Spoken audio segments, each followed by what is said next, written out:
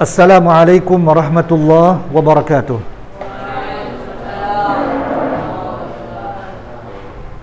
Alhamdulillah, wassalatu wassalamu ala Rasulillah wa ala alihi wa sahbihi wa mawalah.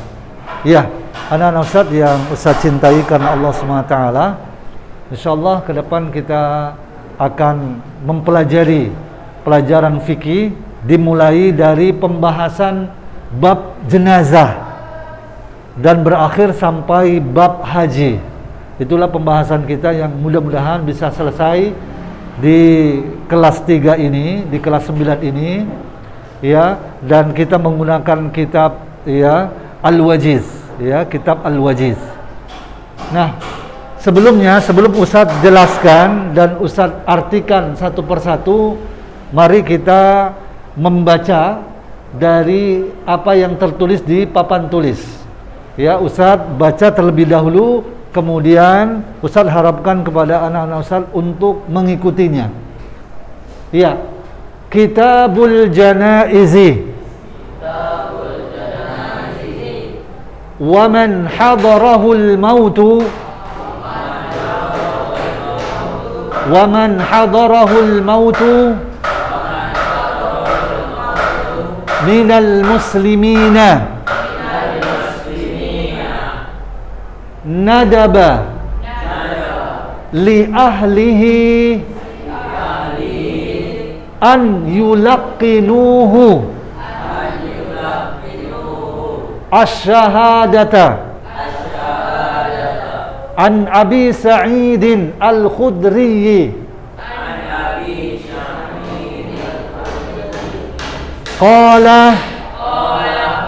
قال رسول الله صلى الله عليه وسلم لقنوا موتاكم لا إله إلا الله وإنما أمر النبي صلى الله عليه وسلم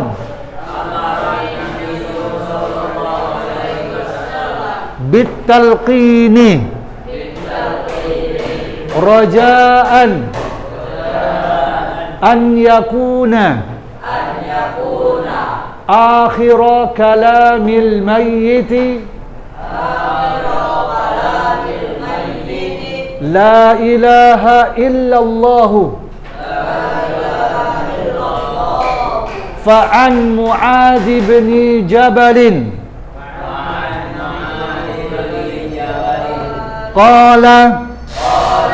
قال رسول الله صلى الله عليه وسلم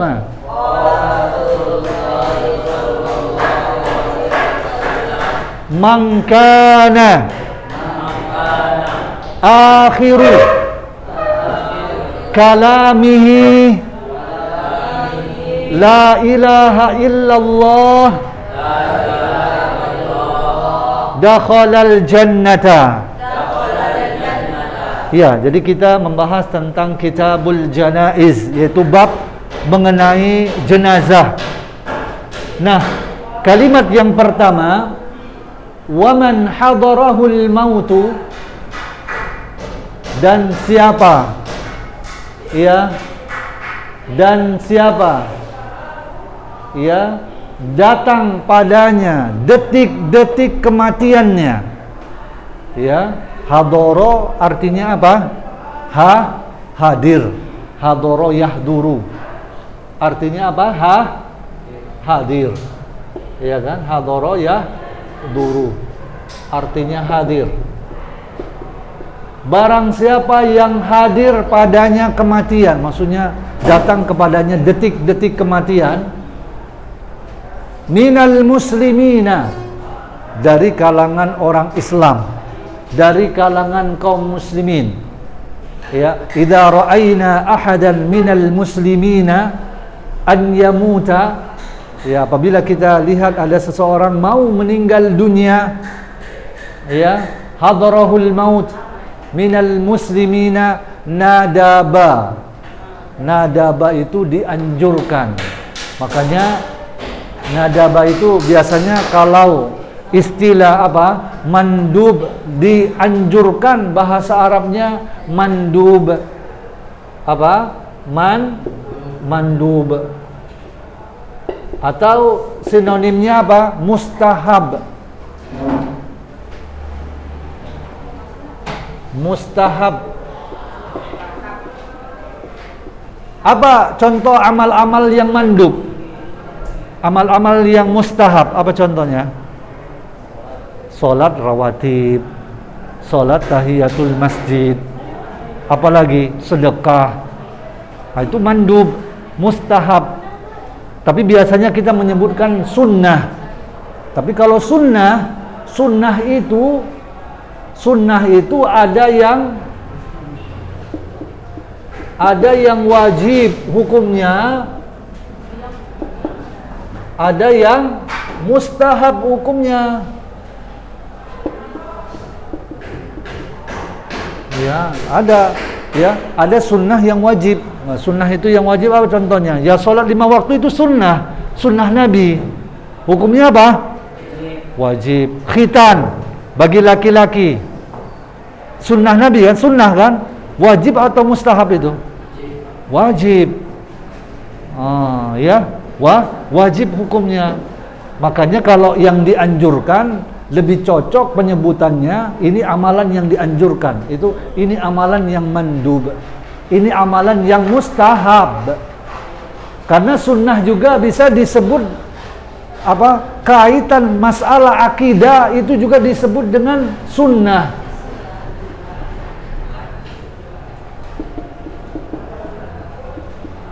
Nah, kalau yang berkaitan dengan akidah juga kadang disebut oleh ulama dulu dengan sunnah. Nah, kalau masalah akidah ini kita tinggalkan, nah ini bisa kita apa?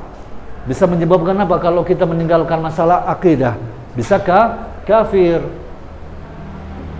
Apa contohnya masalah akidah? Beriman terhadap adanya surga dan neraka, adanya malaikat, meyakini adanya malaikat, ya, kemudian beriman kepada kitab-kitab, beriman kepada apa? Takdir, hari akhir. Ini disebut dengan apa?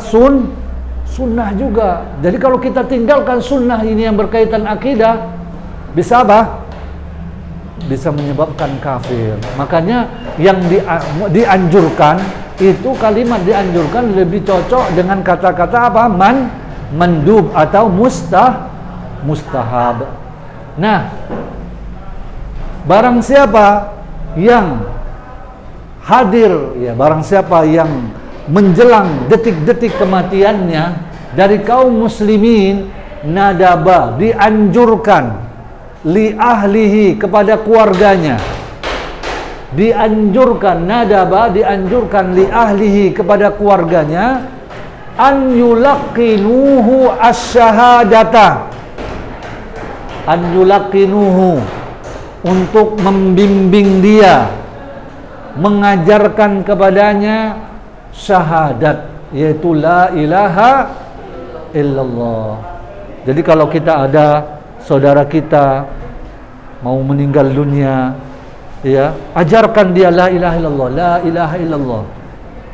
Ya, la ilaha illallah, supaya dia ingat. Karena kadang orang yang mau meninggal dunia itu dia sibuk dengan apa? Dengan penyakitnya. Ya, sibuk dengan penyakitnya sehingga dia lupa dengan berzikir kepada Allah, mengucapkan la ilaha illallah. Ya, talqin, ngajarkan la ilaha illallah. Dan ngajarkan la ilaha illallah, talqin ini bukan setelah dia meninggal dunia, setelah dia di kuburan baru talqinkan. Kalau datang kepadamu malaikat, dengan bahasa Arab kan banyak itu kan, datang, ya kan, siapa Tuhanmu? Maka jawablah Allah. Itu orang yang meninggal dunia, kita ajari itu, nggak dengar dia. Ya, orang yang meninggal dunia tidak bisa mendengarkan ucapan orang yang hidup, nggak tahu kejadian, ya, orang-orang yang hidup. Ya, itu harus diyakini. Kecuali yang dia dengar, orang yang meninggal dunia itu yang ada di kubur, yang didengar kalau orang mau pulang apa namanya, dengar suara terompanya, tahu, suara sendalnya. Itu saja yang dia dengar. Selain daripada itu dia tidak dengar. Ya, karena keyakinan kita bahwa orang yang meninggal dunia itu mendengar ucapan orang yang hidup, inilah yang akan bisa membuat kita berbuat syirik dengan menyembah kepada penghuni kubur. Awalnya kita yakin orang yang meninggal ini bisa mendengarkan kita, bisa melihat kita. Jadi kalau kita berziarah ke kuburannya, kita yakin, orang ini tahu, yang kita ziarah ini dia tahu orang yang berziarah kepadanya. Ini nggak benar, nggak tahu dia. Ya, orang yang meninggal dunia ini dia tidak tahu. Jadi kalau ya ada kaum muslimin dia mau meninggal dunia, dianjurkan nadaba li ahlihi, dianjurkan kepada keluarganya untuk mengajarkan la ilaha illallah, syahadat. Ya, talqin, mengajarkan la ilaha illallah. Ya. Dasar dalilnya yaitu hadis dari Abu Sa'id Al-Khudri. An Abi Sa'idin Al-Khudri radhiyallahu an qala Rasulullah sallallahu alaihi wasallam. Dari Abu Sa'id Al-Khudri radhiyallahu an, dia berkata, Rasulullah sallallahu alaihi wasallam bersabda, laqinu, ajarkanlah, bimbinglah mautakum. Jangan diartikan orang yang meninggal di antara kalian, orang yang sudah mati. Ini banyak orang yang salah mengartikan mautakum di sini. Memang mautakum artinya orang yang meninggal, orang yang sudah jadi mayit di antara kalian. Tapi maksud hadis ini adalah orang yang mau meninggal, bukan yang udah meninggal. Diajarkan la ilaha illallah, ayo ucapkan la ilaha illallah, nggak dengar dia. Nah, itu salah. Ya, salah dalam mengartikan hadis ini. Ajarkanlah orang yang mau meninggal di antara kalian, mautakum la ilaha illallah. Ya, dan ngajarkan, ya, jangan sampai kita ngajarkan la ilaha illallah itu disingkat jadi Allah, karena takut nanti kalau aku ajarkan la ilaha illallah ini sama orang yang mau meninggal dunia, nanti dia mengucapnya cuma la ilaha, tidak ada Tuhan yang disembah, mati dia. Nah, jadi langsung aja Allah aja. Ini nggak benar, nggak boleh. Kalaulah sekiranya kita ajarkan orang yang mau meninggal dunia, ucapkan la ilaha illallah, lalu kemudian dia mengucapkan la ilaha, langsung meninggal dia. Allah kan tahu apa yang ada di hati dia, bahwa dia ingin mengucapkan la ilaha illallah, tapi cuma sampai la ilaha. Ya gitu. Iya nggak apa-apa, dia dapat pahala dan dia dianggap sudah mengucapkan la ilaha illallah, bukan dia nggak percaya adanya Tuhan. Itu banyak ya, ustadz-ustadz di pengajian banyak itu ngajarkan kayak gitu. Jangan ajarkan la ilaha illallah. Nanti ngajarkan la ilaha illallah dia cuma sampai la ilaha aja, nggak sampai illallah. Makanya banyak ustadz-ustadz yang di umum itu ngajarkan, kalau ngajarkan kepada orang yang mau meninggal dunia, ajarkan Allah saja. Allah udah cukup. Nabi ngajarkan la ilaha illallah kok pinter-pinteran, ustadznya cuma ngajarkan Allah. Iya kan? La ilaha illallah itulah kalimat yang sempurna. Ya, itulah kalimat yang sempurna. Ya. Jadi kalau kita ingin memuji seseorang, misalkan mau memuji presiden, kita cuma manggil namanya aja, Jokowi, nggak ada dengan kalimat yang sempurna. Ini sama pengawalnya ini ngejek ini, iya kan, ditabok kita, ya kan. Tapi kalau kita nyebutkan dengan kalimat yang sempurna, Jokowi adalah presiden yang adil misalkan, presiden yang peduli rakyat, ini kalimatnya sempurna. Tapi kalau cuma nama aja yang disebutkan, Jokowi, ngejek ini. Ya begitu juga kita menyebutkan nama Allah, kita ingin berzikir mengingat Allah, kalimatnya sempurna. La ilaha illallah itu kan yang diajarkan Nabi kan sempurna kan? Subhanallah, maha suci Allah, Allahu Akbar, Allah maha besar. Ya. Apalagi la haula wala quwata illa billah, tidak ada daya dan kekuatan kecuali kekuatan Allah, sempurna. Nah, ini zikir kepada Allah apa? Dengan kalimat yang enggak sempurna. Allah. Mana pujiannya? Atau ada lagi yang zikir mengingat Allah dengan apa? Kata-kata apa? Hu. Dia. Ya siapa dia itu? Nah, ini bukan mengingat Allah. Kadang ya kita saja kalau begitu ada orang yang ingin memuji kita, tapi cuma nyebut nama aja. Ini bukan muji, ini ngejek ini. Iya kan? Ngejek kita ini. Nah, begitu juga kita dengan Allah Subhanahu wa taala. Jadi ngajarkan talqin la ilaha illallah. Jangan pinter-pinteran kita, oh Allah aja. Ya nggak apa-apa kalau yang kita ajarkan ini ketika dia mau mau meninggal, dia rupanya sampai la ilaha saja. Allah kan tahu apa yang ada di dalam hatinya. Dia mau mengucapkan la ilaha illallah tapi nggak kesampaian. Ya dia dapat pahala dan sudah dianggap seperti orang yang mengucapkan la ilaha illallah. Ya, itu. Nah, ya kita lewat 55 ya? 55. Iya, masih ada waktu 15 menit. Iya. Wa innama amara an-nabiy sallallahu alaihi wasallam. Innama dan innama sesungguhnya amara an-nabiy, Nabi SAW memerintahkan. Apa fi'il mudhari dari amara? Amara ya'muru. Amara ya'muru. Apa artinya amara ya'muru? Anak-anak Ustaz, apa artinya amara ya'muru?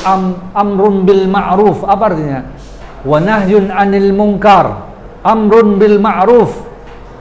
Memerintahkan yang baik. Jadi amara ya'muru memerintahkan, menyuruh.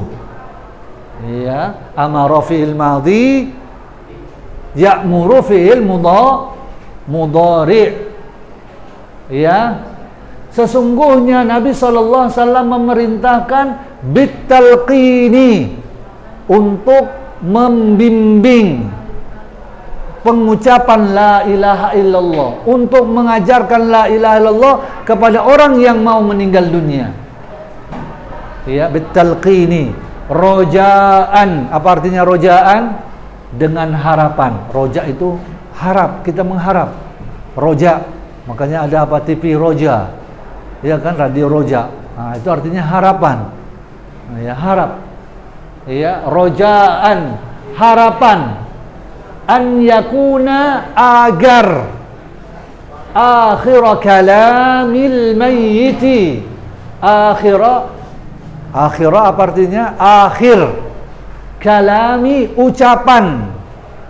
Akhir ucapan al-mayyiti, orang yang mau meninggal dunia. Jadi mayyit di sini artinya bukan orang yang sudah meninggal, tapi artinya al-mayyit di sini apa?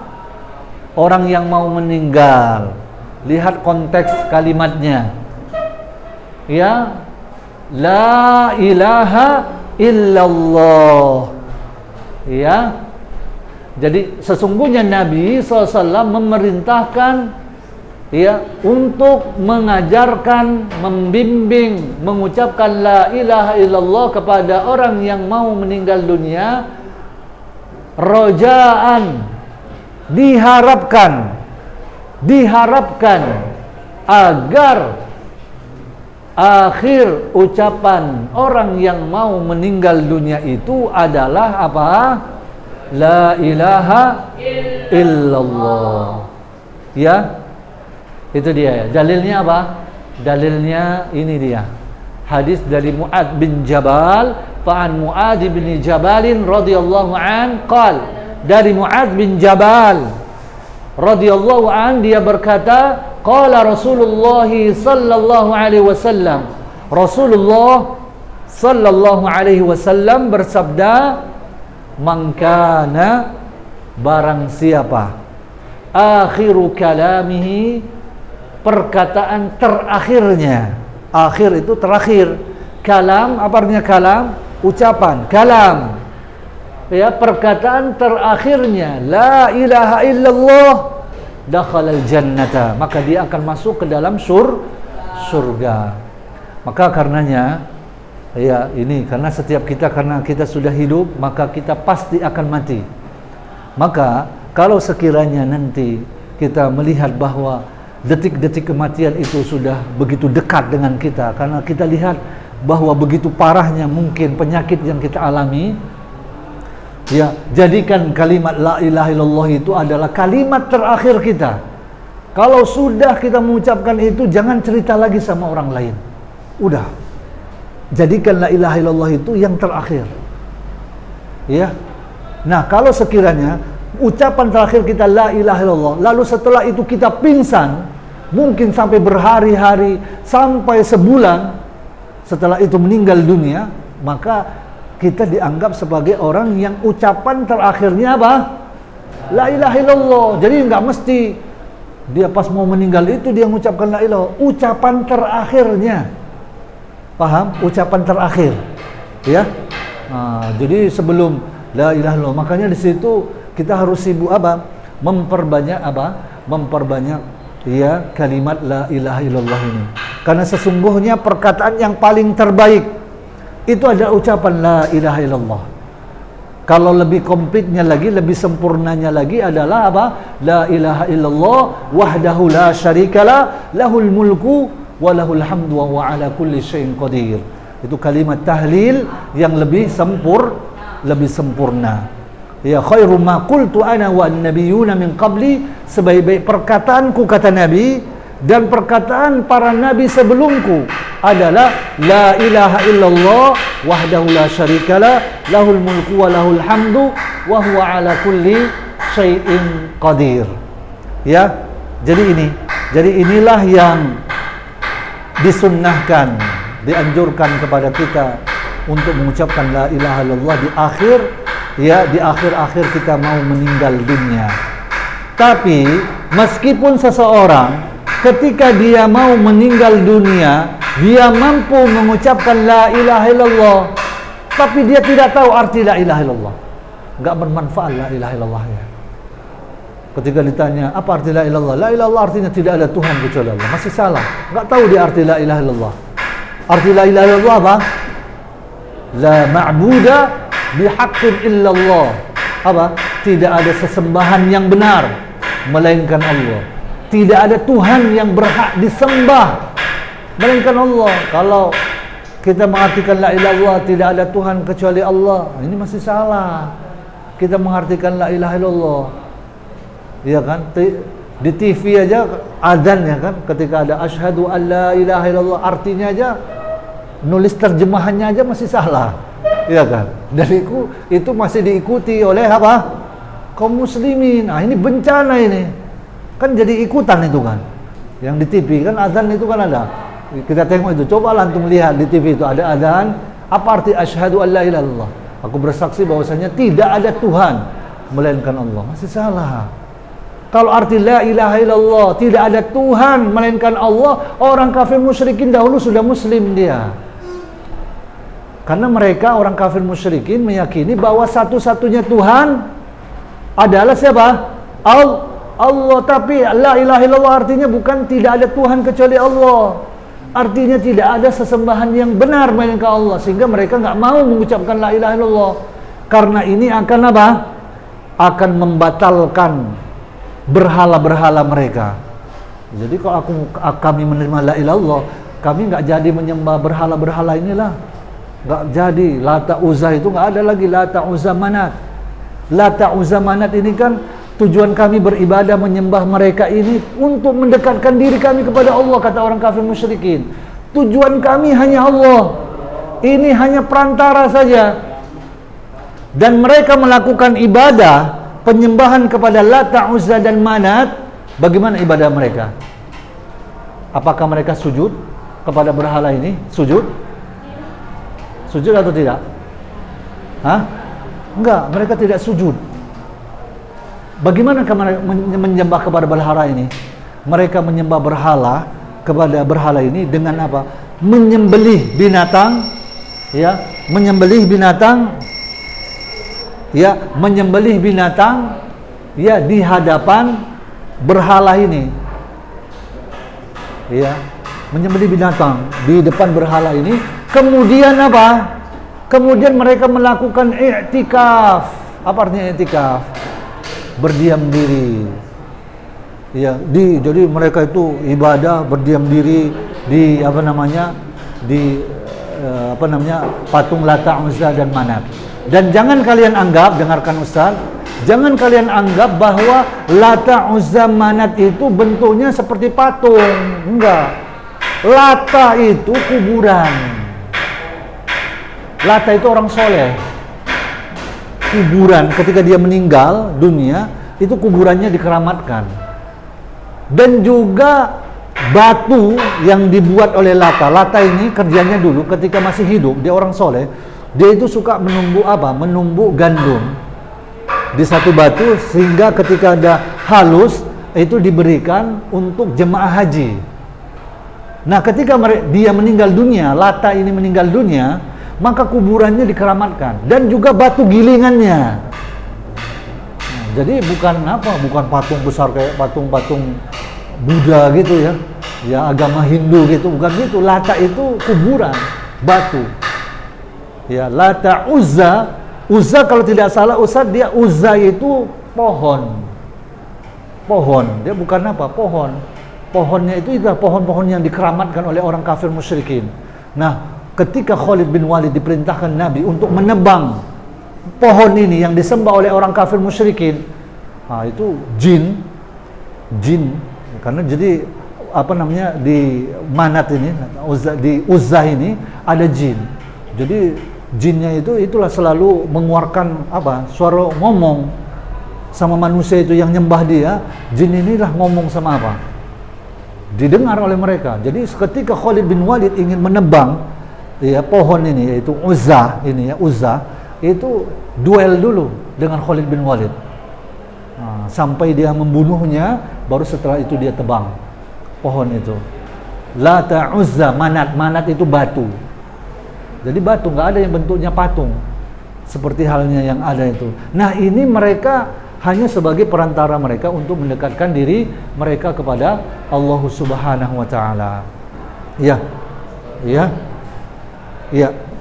Nah, ada Ustaz? Ya, nanti ada bel ya. Ada bel. Pulang ada bel kan? Ya. Hah? Ada bel kan? Biasanya ada.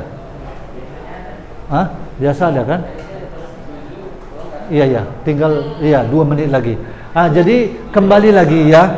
Jadi kalaupun kita mampu untuk mengucapkan la ilaha illallah di akhir kehidupan kita, tapi kita tidak tahu arti la ilallah, kita tidak tahu tuntutan la ilaha illallah, kita tidak tahu syarat la ilaha illallah, kita tidak mengamalkan apa kandungannya, kemudian kita melakukan hal yang membatalkan la ilaha illallah, mengucapkan la ilaha illallah tapi sukanya itu belajar ilmu-ilmu sihir, ilmu sihir lah, ilmu tenaga dalam, ya kan, belajarnya ilmu-ilmu santet, sukanya ilmu-ilmu yang kayak gitu, jadi sakti, berteman dengan jin.